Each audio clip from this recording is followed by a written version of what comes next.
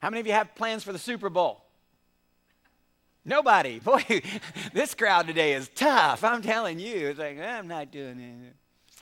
I kind of have plans for the Super Bowl. We expect that some of the young adults may come over to our house and watch the Super Bowl with us. And we did it 2 weeks ago when it was the playoffs. We had a handful over there, and we were watching it together, and it was fun. I enjoyed the game a lot. There was that one spot in the game where the guy got his leg all bent out of shape. Some of you saw that. Yeah, it's really interesting to watch a crowd of people when you're with a group of people and that happens and everybody goes, "Ah!" together, you know. "Oh!" Some of you remember the Ohio State championships, national championship game, and a guy got his leg, same thing, and there was a group of us gathered together. There was about 20 of us, I think, watching it together, and that guy got his leg bent, and oh, we all went together. Oh, when they showed the replay, it was, oh, Jesus heal him. Yeah, so I'm gonna watch a little bit of the game. I enjoy the commercials probably more than the game. I do. How many of you enjoy the commercials? You think they're funny? I do. I like the funny commercials. It was better in the 90s. Yeah, the commercials, they've been kind of lame lately, haven't they? They haven't done as well. Yeah, maybe tonight they'll well, you know, we'll have a thumbs up or thumbs down next week for the commercials. I am rooting for Peyton Manning to get another ring because I think he's a great, great, great quarterback, and I would love to see him get another ring. I am rooting for him to get another ring, and I'm predicting a Seahawks win. Got my bets covered on both sides. See, that's a double-minded man is unstable in all his ways. That's why I'm not betting any money on the game, I'll tell you that. Well, this is Super Sunday, and I thought I would just have a little fun with the fact that it's did you see the thing on TV? You're not allowed to actually say, like, I'm not allowed to say super. Yeah, I'm not allowed to say the second word because technically that's legally theirs, and you can only use it with permission. I heard one guy said, so a guy on TV says, I can't say super the other thing, so he says, I just call it superb owl. So yeah, I'll be watching the superb owl tonight, and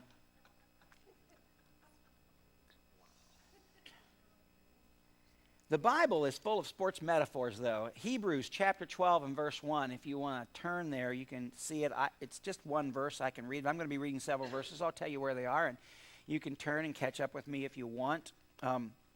But actually, the Bible does use several sports metaphors. So I don't think God's against sports. I don't think it makes God mad when a stadium full of people get together and cheer. I don't think that bothers him. I don't think it bothers him that they root for their team. I think God would enjoy it if we would all do that for him. I think that would be, we should be happier about him than we are about, some little piece of leather crossing the line on a field with a bunch of guys beating each other up. But nevertheless, I don't think God's mad about the superb owl today. But Hebrews 12:1 says, therefore we also, since we are surrounded by so great a cloud of witnesses, that's just an interesting thought in itself, by the way. Think about that. We're surrounded by a cloud of witnesses. So we have a crowd watching us. Bigger crowd than will be at the superb owl today. Anyway, since we are surrounded by so great a cloud of witnesses, let us lay aside every weight and the sin which so easily ensnares us, and let us run with endurance the race that is set before us. So it's a race metaphor. It's a sports metaphor in the Bible. Paul also talked about boxing. Paul recognized that there was a thing called the Olympics that went on, and it was taking place at the time that he was alive. And people would do these competitions, and it was something that people have always enjoyed. So sports metaphors aren't a bad thing for Christians. So I'm going to maybe work with a couple of analogies of sports metaphors today and just see if we can pull some things out that might be encouraging to you. Many of you have heard me say that our church is the opposite of the NFL. We practice on Sunday, and we're in the game Monday through Saturday. That's really what this meeting is supposed to be more about. This is not supposed to be the big show. Unfortunately, in some Christian cultures, Sunday morning has become the big show, and that's a bit of a problem in a way, because if it's not the big show, then people feel like they didn't get a whole lot when they came, if that's what they came looking for. I don't think you all are the big show people. You're not the people looking for the big show. You're here. It's not that I don't want us to have a spectacular time when we gather together, but the point or the purpose behind our gathering should be to equip us, to prepare us, to practice, to get us ready to go out and do something beyond the four walls of this church. This is yes. Yeah. And the thing is, for a lot of churches, because of the way our culture has shifted and certain things have taken place, we've gotten to a point where the point of Sunday was to recharge the battery so they could survive for the week. I don't want you to survive. In fact, if you're in survival mode, I know what you really need. You need to die so that you can come to life again, so that you can do more than just come to church to get your battery charged so you can survive another week. I want you to live life like a player, like someone who's really in the game, like someone who knows that there's a mission in life, like you have a ministry, because each of you does. Each of you has something during the week that you can do, someone you can reach out to, and not just during the week, but probably every day. And some of those ministries are more simple than others. Maybe your ministry is motherhood. And that might be a really important ministry. Some of you know Rob Ford. He and Amy and I got together the other day, and I've just been trying to stay connected to Rob because Rob got a change in his schedule at the place that he works at a few months ago now. How long has it been? Has it been a year yet? Yeah, there's Amy, his wife, sitting there. And so we had lunch together the other day, and as we were talking, I mentioned to Rob, Rob, you never know when what you're doing might be important, like more important than you realize.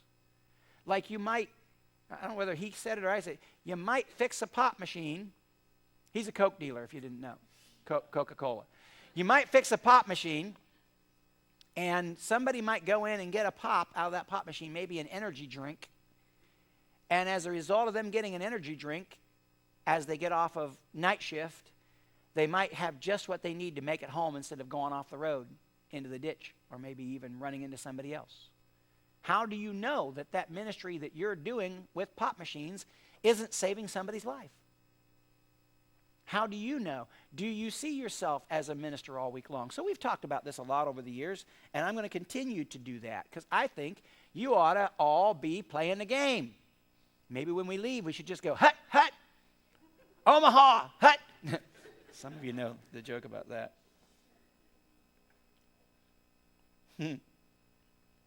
Now, I'm going to give you a character today. He's Freddie the Fan. I thought about trying to make up some kind of silly voice, but mine's probably silly enough. Freddie the Fan says, it's Super Bowl Sunday.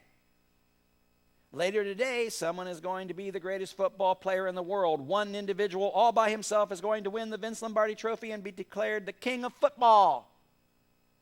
Right? One football player all by himself. Yeah, I'm, like I said, I'm rooting for Manning to do well today. But if his line doesn't do something, he's not going to make it. Like, if they get out of the way and the defenders are let to run in, oh boy, is he going to be in trouble. And he's a great, great, great quarterback. Maybe one of the greatest of all times, Probably one of the greatest of all times. Got a lot of records. But football's a team sport. So no one person's going to hoist that trophy today and be the one. It's going to be hoisted by several people. And they're all going to be part of a victory. Analogy number 1. Christianity is a team sport. Christianity is a team sport. And I'm very concerned that in the day that we live in, some people don't realize that. So I'm going to say some things about it. 1 Corinthians chapter 12, verses 12 through 14 reads this way. For as the body is one and has many members, but all the members of that one body, being many, are one body, so also is Christ. For by one Spirit we are all baptized into one body, whether Jews or Greeks, whether slaves or free, we have all been made to drink into one Spirit. For in fact, the body is not one member, but many. Though most of us didn't play organized football. How many of you did play organized football? I'm just curious. I didn't. Yeah, about half a dozen of us. Yeah, played a little organized football, played in high school at least. Though most of us didn't do that, most of us have seen it and watched it enough, and we understand it enough. We get the idea of team. We get the idea that we work together. In the body of Christ, we really need each other. And I'm going to predict that we're going to need each other more in the future, not less. I'm going to predict that as technology continues to do amazing things, and I'm not against technology doing amazing things, but all of you have seen people who you know, there'll be a group of young people sometimes, and they'll all be like this. And I'm not even against that. Young people, don't feel condemned if you're looking at your cell phone. Upside down. It is upside down. I'm not trying to condemn anybody. It's, you know, there's things on my cell phone. My cell phone can be entertaining. Man, some of these young people send me stuff on my cell phone. It's like, I start laughing. It's just, you know, you're standing there in the kitchen and you open up your iPad and you look at something and you're just busting out laughing. I can't believe you sent that to me. So, you know, there are fun things on there. But I believe in the days to come there are going to be some people who are going to be so lost in technology they won't know how to relate to real people. I've said this several times. This is our time. This is our time as the people of God to really show what real family looks like and to go after it even more. And this is a team sport. This Christianity thing is not something you should be doing by yourself. The Lone Ranger days, those are not the days of the Christian. They never were meant to be, and they never will be. We're supposed to be a team.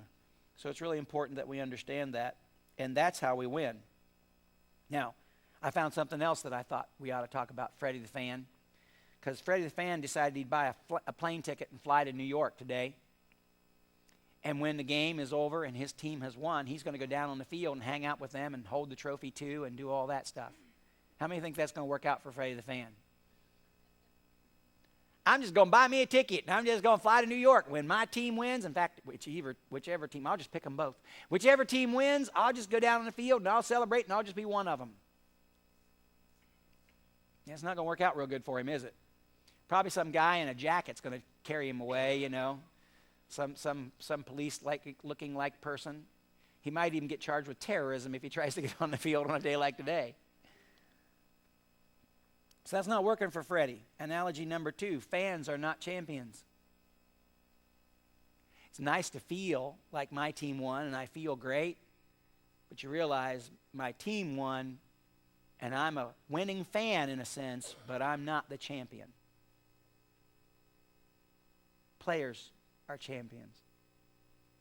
1 Corinthians 9:24 says, "Do you not know that in a race all the runners run, but only one gets the prize? Run in such a way that you get the prize."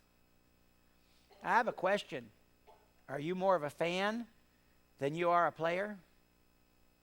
There's a whole book out about that. A guy wrote a whole book on being a fan of Christ rather than being a disciple of Christ.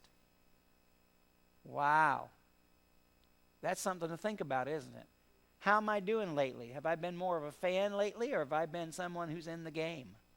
Do I see myself as a fan? Maybe I believe that Jesus was amazing. Maybe I believe that he rose from the dead. Maybe I believe that he's coming back.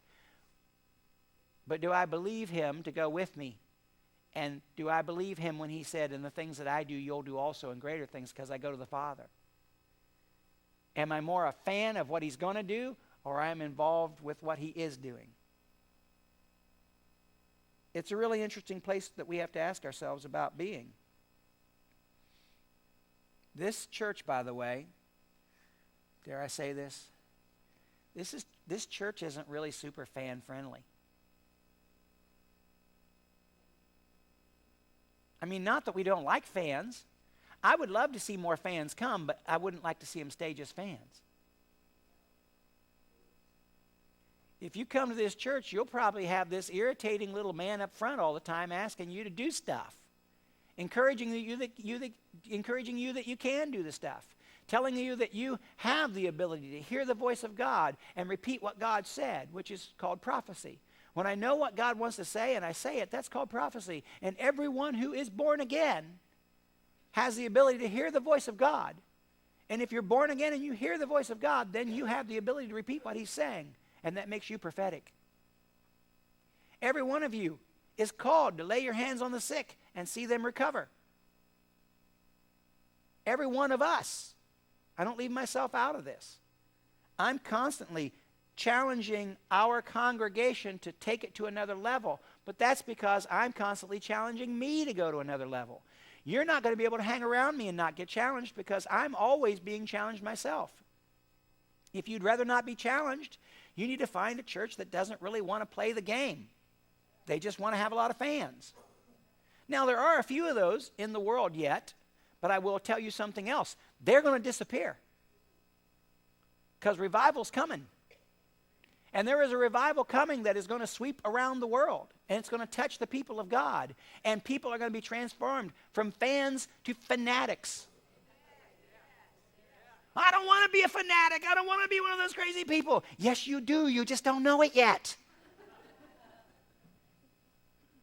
If I'm a fanatic, I'll end up with some kind of wild hairdo and a crazy outfit on, maybe.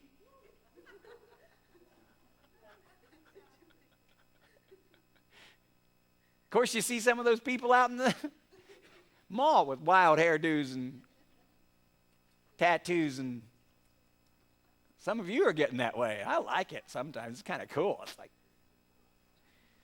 I ran into a guy the other night, and he had these really amazing tattoos, and I started doing tattoo interpretation on him. Yeah. He had some superheroes, and he was going to get more. He really was, or not super villains. Yeah, he liked the villains. And I said, you know why you have that you like villains, don't you? That sounds like a bad thing, doesn't it? But see, he had known what it was to walk with the Lord, and I knew that. And on his right hand, he had a compass. Some of you will know who I'm talking about because you'll recognize it. And he did have some really cool, he had a really amazing tattoo of Jesus and Peter and the walking on the water scene. It was amazing. But he also liked these villains. He says, I don't know, I'm just attracted to villains. I know why you're attracted to villains. He had a compass on his hand. I said, see, that compass is right there because your mission in life, a lot of times what we do with our right hand and how we take hold of other people reflects the concept of mission. Your mission in life is to take hold of people and help them find their direction. And the people that God is sending you a heart for are people who are villains who have been victims.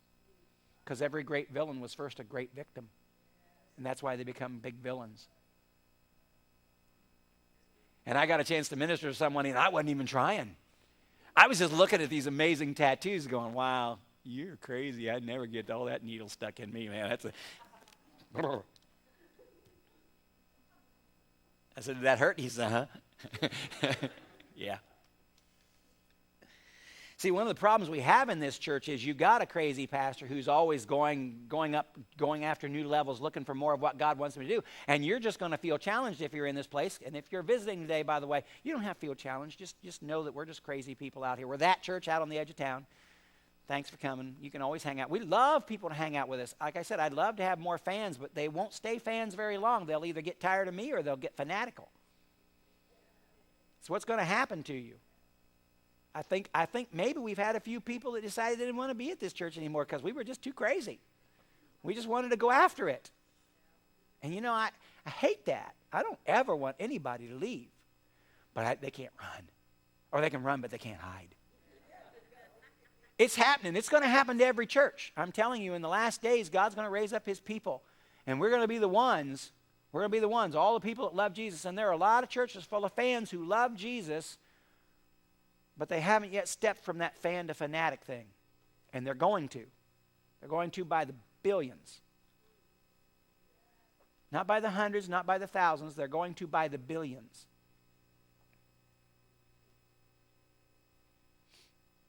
We like to do testimonies in this place. When something cool happens, we like to repeat it. We're those guys that like to spike the ball in the end zone. That's what we are. And you know what? If you're not happy when you see a touchdown on the game, if you're one of those people that could care less, you might be that same thing if you're not a fanatic of the Jesus people. Because when we spike the ball, when we have a touchdown, and you're like, well, some people just don't, they're uncomfortable because they never get to celebrate. Start celebrating with our celebrations, and then we'll start celebrating when you have some. Well, I don't have any. Well, you're going to get some. We can help you.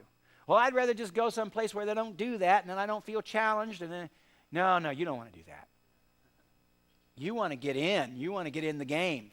You know, the best way to get good at playing the game is to hang out with people who are in the game. Don't go where people just talk about how to run the plays. Go where they're running the plays. Don't go where they have a chalkboard and they execute on a chalkboard only. Go find some people who are actually out in the field, getting tackled, getting dusty, getting dirty, and making the devil sorry on a regular basis.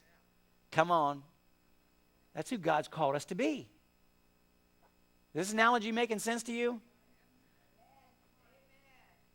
If this is sinking in, just look at me blankly. Oh, yeah, everybody's getting it. Everybody's getting it. That's good. That's good. I like that. If any of you ever feel like, I just don't fit in this group because they're always doing this stuff and I never do this stuff, do not give up. Do not feel that way. God, the biggest thing you need to know is, did God bring me here? That's the biggest thing you always need to know. Freddie the fan says stuff like, well, I want to be on a champion next year, so I'm going to go to and pick an NFL team that I like and join it. How many of you think if I tried to pick an NFL team and just told them, hey, I'm here. I'm here. You are so blessed to have me. I'm ready to play line.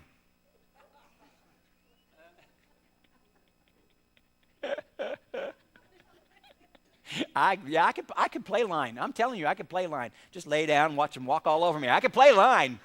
I'm telling you, and that's what it would look like, too, if I tried to play line. That would work. Analogy number 3 that maybe we need to grab hold of. 1 Corinthians 12:18 says, but now God has set the members, each one of them, in the body just as he pleased.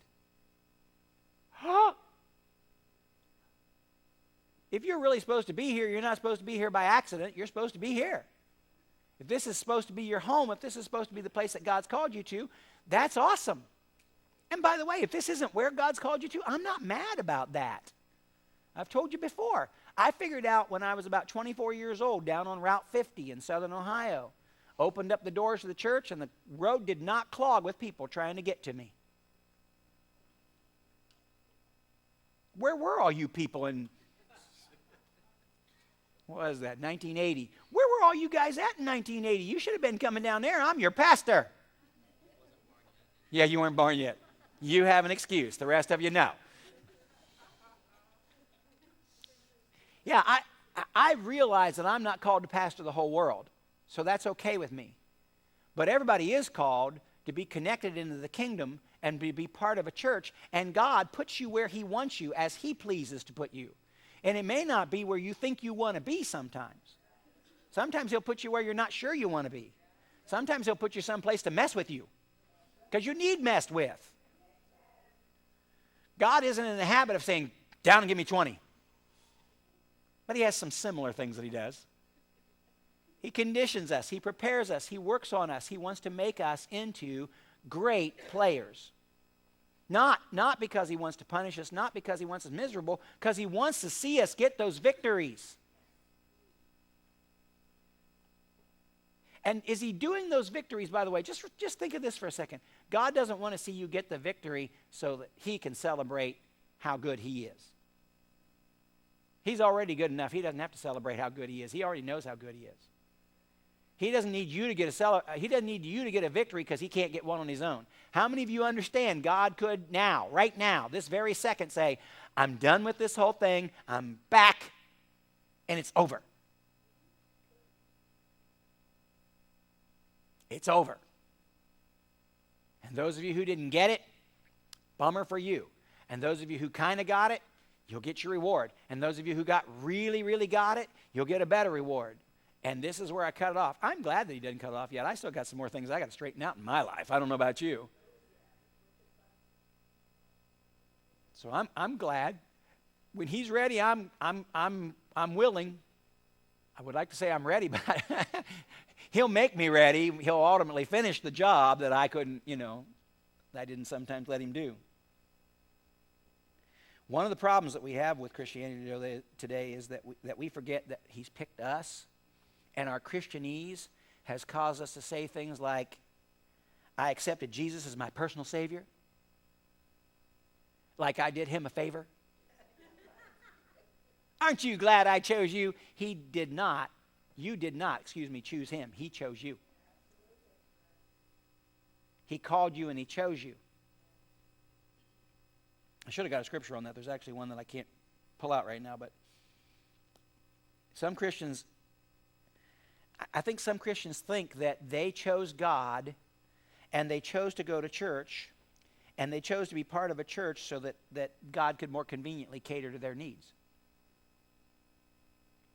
You do realize that as much as I want to bless you and see you blessed every time you come through these doors, as much as I want to see you have an amazing time, as much as I want us to relate to each other and connect to each other, as much as I really, really, really want this, and I work hard at it, I do. We tried, the worship team practiced, and I was going to be on guitar today over here, and then Jeremiah, bless his heart, he's got to be out pushing snow today again. How many of you you've had enough snow for the next 10 years? So Jeremiah was going to be on bass and I was going to be on guitar, and Matt and Lisa are down ministering in another church. So Matt, who's usually on our bass when Jeremiah can't, it's like, it was one of those things where I ended up on the bass. I got to get a 4-string. The 5th string confuses me. I played 4-string in high school and years ago, but I keep trying to play a string that's not supposed to be there. Like, what do you do with this thing? Anyway, I digress. Come back, Tim, come back. Where was I? I want this thing to be a good experience for you. I really do. But some of you are going to, no matter where you are, what church you're in, if you're watching via video, no matter what church you're in, you're going to go to church someday, and you're going to get to a place where you're not going to feel like you're getting something. We'll get to that in a minute.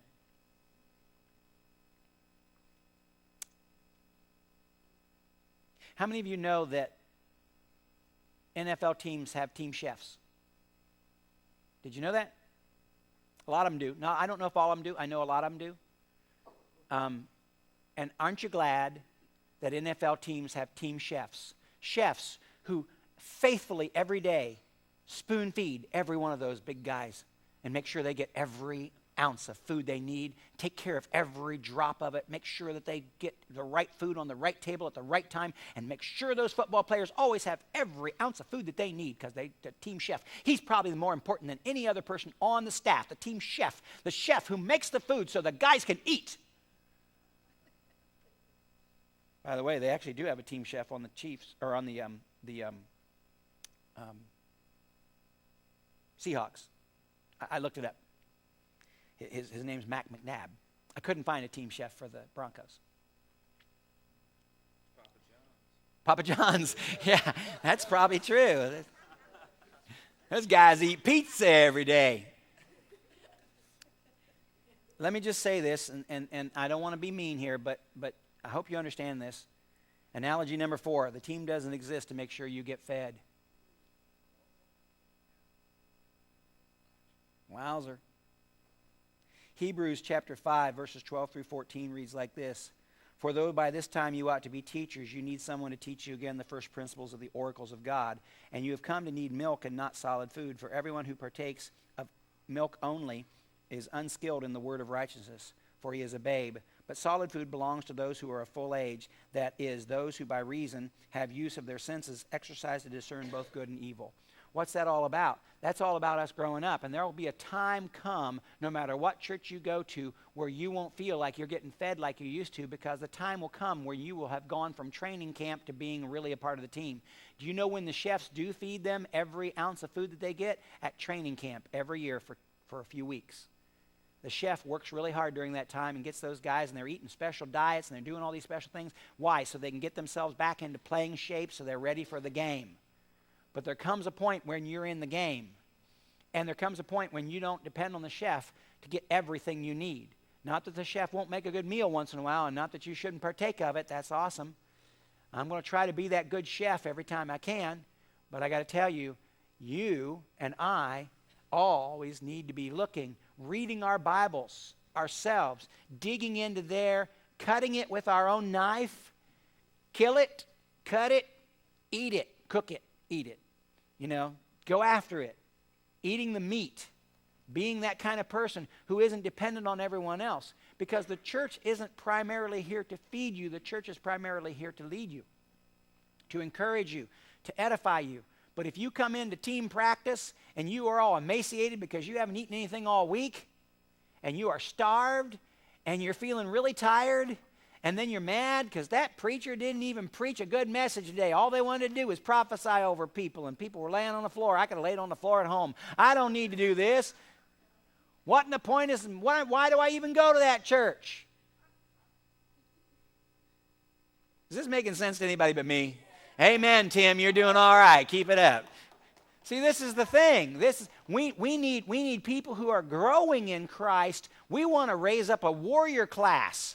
I want a church full of ninjas. I want you to go out there and kick some devil butt. Sorry, booty.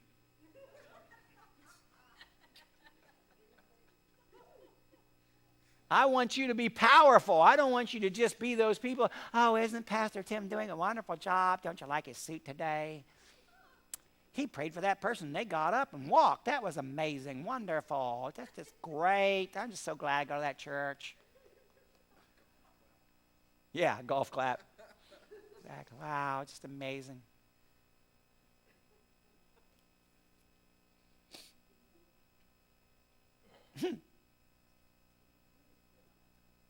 Maybe if you're not feeling fed, it's because it's time for you to start getting into that position where you no longer come just to get fed, but you come to participate, to belong, to be more a part, to start actually doing more on your own.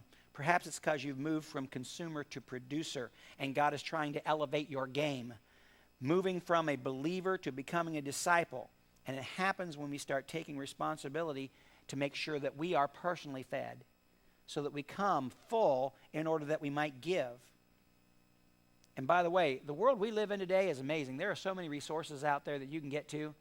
My goodness, if you can't find something good, come talk to me. I will show you so many places that you can hook up to free ministry, messages, good food, good things, good thoughts. Wow. I'm getting bombarded every day with amazing stuff. We've never lived in a time like this in the history of the world. In the history of Christianity, there's never been a time when you could get so much blessing, so much encouragement, so much edification.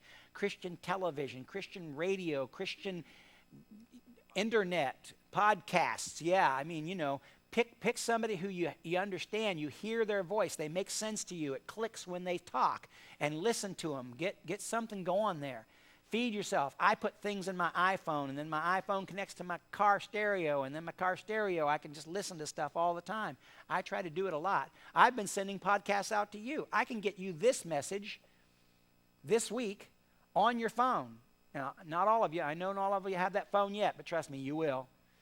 You may not want it, but it's coming. You're all going to have a smartphone, and you all need one too. I tell you what, I'm glad I got my smartphone. It's a whole lot smarter than I am. Tells me where I'm supposed to be and where I'm going and sends me reminders. It's awesome.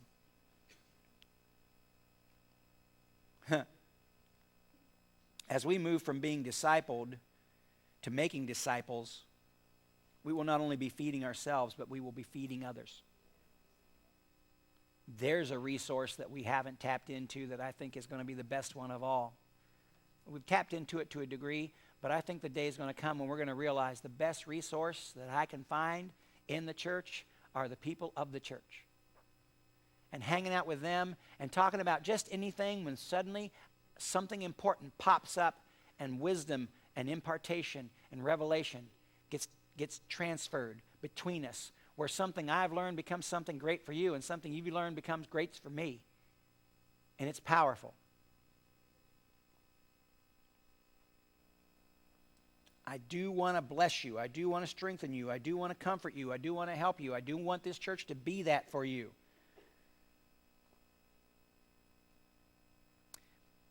But again, if that's all we are to you, you're missing out on the interaction, the relationship, and the connection that God wants you to have. And I don't want you to have it just so I can feel better about myself. I want you to have it for you. I want you to have it for the kingdom. Hebrews 10:25, we've spoken this. It's spoken by pastors all the time. It says, not forsaking the assemblies of ourselves together, as is the manner of some, but exhorting one another. I don't want to make anybody who's missed church the last few weeks during the snowstorms feel bad. Did we even get the live stream up today? It's up. Awesome. If you're listening by live stream, we're glad you're with us, even if you couldn't make it here. And that's kind of cool. Some people will be listening to this later because that's the only way they can get to it. We've got people, like I said, that work on Sundays, and the only time they have to listen is during the week, and they'll put a podcast on and listen to it, and that's awesome. And we want to be part of their life. But I don't want anybody to feel bad because you can't make it on a Sunday. However, some assembly is required. It really is. If this church doesn't work for you to gather with other believers, then find a group of other believers who are gathering when you can gather. The gathering of the believers is one of the most important things in the world. Some of you do Facebook. Joan, can you put that picture up? There was a picture that I posted on Facebook. Did some of you see this? Saying you love Jesus and not going to church is like saying you love your wife and not going home at night. I'm not saying you have to be here every time the door's open. And some men don't get the opportunity to go home every night. Their job takes them out on the road and they'll be gone for days at a time. So I'm not trying to condemn anybody, but what I'm saying is, first of all, I know a guy who goes to this church when he can, and he has to run long-haul runs all the time, and it makes it very hard for him and his wife to get here, and it makes it very hard on him and his family as it is. But he listens to the podcast, and he talks to me on the phone, and he loves being part of the church. And you know what he wants more than anything? He wants a different job. Jobs and better jobs. He wants to be here. He longs to be here. He's desperate to be here. He doesn't know how he's going to fix that, how he's going to make that. He's been working on it. He's thinking of plans, but it doesn't always work. I get it. But there are some people who have very few excuses, except for they just never get around to it. It's not a good thing. This gathering is more than just me feeling good and having an opportunity to preach. As the days come, I may preach less and we may see God do more. And it wouldn't hurt my feelings. Not that God's not doing something right now. Thanks, Joan. I am really interested in becoming the church more than I am to people coming to church. But that being said, let me ask you, who are the best players on the team? The ones who go to practice or the ones who don't? Another football analogy. Do you know of any coach? Coach Earhart's here. Do you know of any coach who could fully use a player who just showed up for the game and never showed up for practices? You ask Coach Earhart what he does for the kid who wants to show up and run but doesn't want to show up during the week. And here's the thing. The kid that shows up and runs, especially in that sport, the kid who shows up and runs or wants to show up and run during race day and never runs any other time, he's not going anywhere anyway. He's left in the dust. He doesn't have what it takes. He's getting his life all messed up. I don't care how anointed a receiver you think you are. If you don't show up for team meetings, you're going to drop the ball. Another analogy, huh? Some of us are pretty good receivers. Some of us hear pretty well. I know some prophetic people who just wander around the countryside, never really tied to anything or stuck with anything. Watch out. Watch out. Those ones fumble the ball sometimes. 1 Corinthians 12:13 says, "For by one Spirit you were baptized into one body, whether Jews or Greeks, whether slaves or free, and have all been made to drink of one Spirit." The Spirit is powerfully connected to the body. Don't ever forget, if you really want to flow in the Spirit, it's because you've been part of the body. And the more you're part of the body, the more you're going to flow in the Spirit. The more connected you are as a finger or a toe or an eyeball or an ear or whatever your part in the body is, the more connected you are, the more the presence of God is going to flow through you and you'll be connected. The more connected to the vine you are, the better you'll get the flow from the vine. You don't want to be cut off. You'll dry up and blow away. Have you ever seen an electrical appliance that when you unplugged it, it still seemed to have a little glow for a second? Yeah, but it didn't last long. Watch out for that. American Christianity, again, through their Christianese, thinks that I have a personal relationship with Jesus. It's none of your business, and I don't have to be part of a church. No, you have a personal relationship with Jesus. That's why it's our business, and you need to be in the church. Why? Because nobody's going to tell you like we will that you're messing up. And if you're not messing up, at least come and tell me that I am, okay? I need you. I am not going to the next level without you. I am never going to be great without you. I am never going to get where I need to go without you helping me get there. Because sometimes I just hear what I want to hear. Jesus is talking to me and it's just fine until he gets to a certain point and then it's la la la la la la la. You know who God uses the most, don't you, to talk to me? Right there. The one I'm with the most is the one God uses the most to talk to me. She can tell me too. I mean, she says, "The Spirit saith, you are stupideth." She does. Got the King James down. "Stoppeth doingeth that." She was raised on the King James Bible. That's right there, yeah. You don't think that's true? Try playing Bible trivia with her. She'll eat you up. She knows the names of people that I don't know, and she's got them in her head. And again, I really don't mind people leaving this church to go to a place where they fit better. Because the most important thing in the world is for you to fit and function and do something. But again, don't go to a place that it's easy to fit because nobody's really doing anything. I'm going to tell you, there are a lot of churches that are like parts stores and all the parts for the car is there, but there's no real assembly going on. All the parts are in the nice rows and everything is nice and neat, but the assembly is more than just us meeting here on Sunday. The assembly is us becoming part of each other's lives. Are you ready to do that? No, I'd rather not. I understand. It's scary. Man, some of you are scary. Me becoming part of your life is just scary. You becoming part of my life is even scarier. This thing that I'm talking about is scary, but let me tell you something. Because Jesus said, "I will build my church, and the gates of hell will not prevail against it." Matthew 16:18. I will build my church. Church was not my idea. This thing is not my idea. I didn't think this. This wasn't something that I came up with. I wasn't like a 14-year-old Christian going, "I got an idea. I'll start being a pastor and have a church full of people." Wasn't my idea. Church is God's idea. Church was Jesus' idea. He said, "I'll get my gathering." You need to be part of a gathering, a regular part of a body of believers, a gathering of people. Why? Because that's how we get strong enough together to kick in the gates of hell.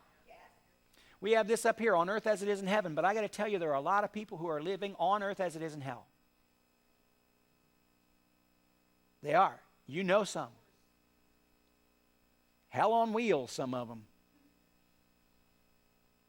And the only way we break them free from behind those gates that are holding them is for us to become the church, to where we start to really kick in the gates of hell and make a difference in the land that we live in. Make a difference in the world that we connect to. Make a difference in our workplaces and in our schools and in our stores where we go to and everywhere we go, where we start to make a difference. And this requires us to become the church. And some assembly is required.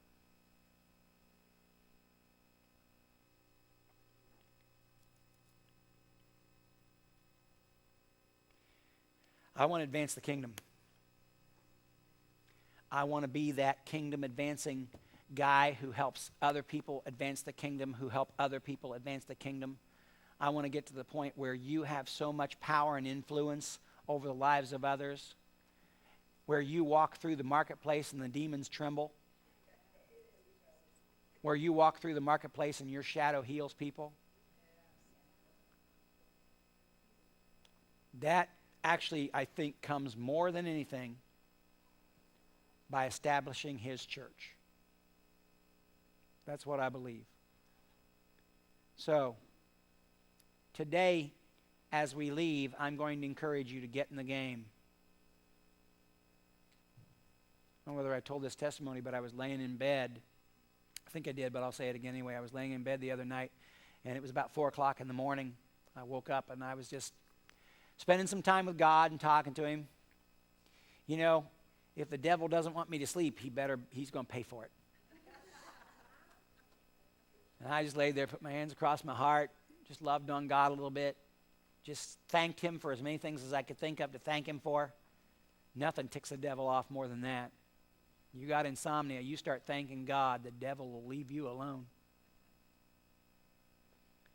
But I had this picture in my mind, bank. I'm supposed to go to the bank? This is Thursday. I don't go to the bank on Thursday. I go to the bank on Friday. It's when we do payroll. That's when I go to the bank. I'm not going to the bank today. Maybe I better go to the bank today. How am I going to go to the bank today? I don't know. Well, that's just okay, Lord. If I'm supposed to go to the bank, I'll go. I'll figure it out.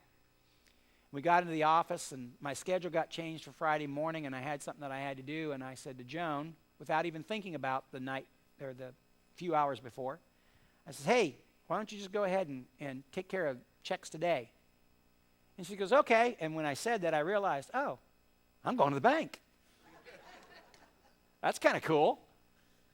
And I got to the bank, and it was just kind of a weird experience, because I'm standing there, and this guy looks over at me. And I look at him, and he's looking at me, and I'm looking at him. And I'm thinking, I don't think I know this guy.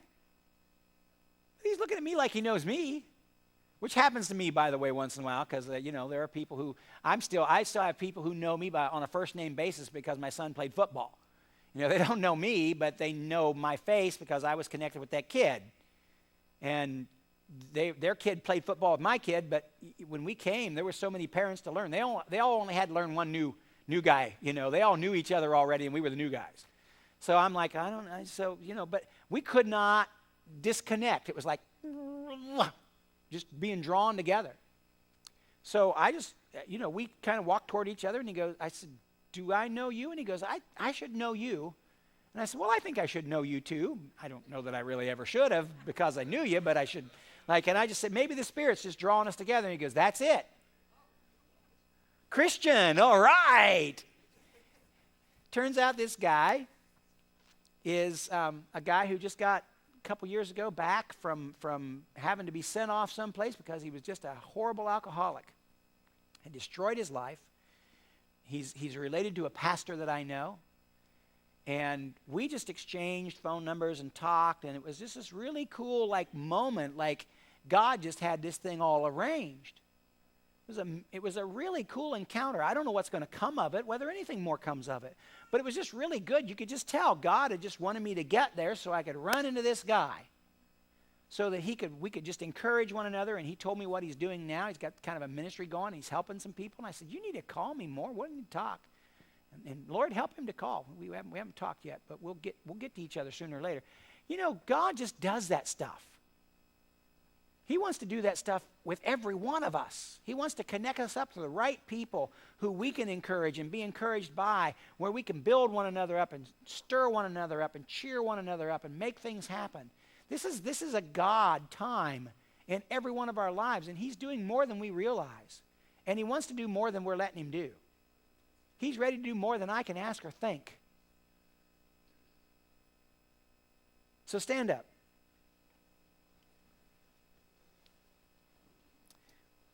Now, here's one of the problems about going to this church.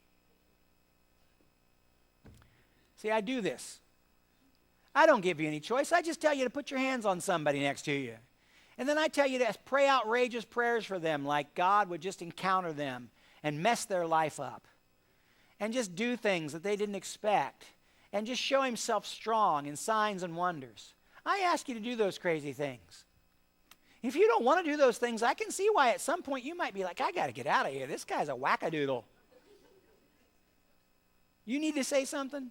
Yeah, come on. Come on. Grab the mic. Grab the mic. We want to hear you. And then I want people out there, in case they're listening, to hear you. You know, the Lord told me it's been in the last 2 years, every time I meet somebody new, I know somebody that they know. It's been unreal. And God told me, like you, I was connecting, and I knew it was for a reason.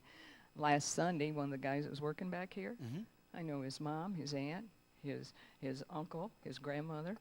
So then my kids bought me, my granddaughter and my daughter-in-law bought me massages for my birthday. And so I went for the second time. So we were talking, and pretty soon she told me her maiden name. I worked with him in the insurance office years ago. So that's twice this week already, and it's been like this. You know, now that's good. And here's what I'm going to encourage you to. Oh, put that back. Yeah, I let you do it. I'm going to encourage you when God does that, and you keep running into the strange coincidence, you keep running. Just say, God's up to something right now. What do I need to pray for you about? And they'll usually let you. We did that with Chelsea, a young lady at the Jersey's restaurant. I kept getting the name. I don't know any Chelseas personally. I don't have any young people or anybody in the church. I don't really think I've ever had a Chelsea under any of my leadership in the years that I've been a pastor. And like in a week and a half period, I ran into like 5 Chelseas. Unusual coincidence. God wanting me to pay attention to Chelsea. Why? Because he wanted me to be aware of Chelsea. Why? Because he was getting ready to do something for somebody named Chelsea. And finally we ran into her at the restaurant, and I said, Chelsea, I don't think this is any accident that I keep running into Chelsea. I think we're supposed to share something with you. And then I began to prophesy over her, and then the team from Reading began to prophesy over her, and she's like ready to cry. I mean, she's just getting rocked. It was really good. These are the ways that God does these things. Anyway, put your hand on somebody next to you and pray for them. Say, Holy Spirit, sick them. Get them good. Fill them up. Make them to know that you have assignments for them this week, every day this week. You want to do great things for them and through them and to others by their hands. That you want to use us, God. That you want to make us, God, into your people to do great exploits in your name. Now just you pray some outrageous prayer over them. I don't know. Ask God to give them $1 million or something crazy. Just start praying over them. Get them Jesus. Just pray something for them. Just say, God bless them. Do wonderful things in their lives. Just give them more, God. Just pray more if you don't know anything else. Just say more, God. Just give them more. Bless them, God. Open their eyes to see what you're doing. Open their hearts to receive what you're calling them to do. Thank you, Lord. Wow. Now look at that person next to you and say, just go be the amazing you that you already are. Just tell them that. All right.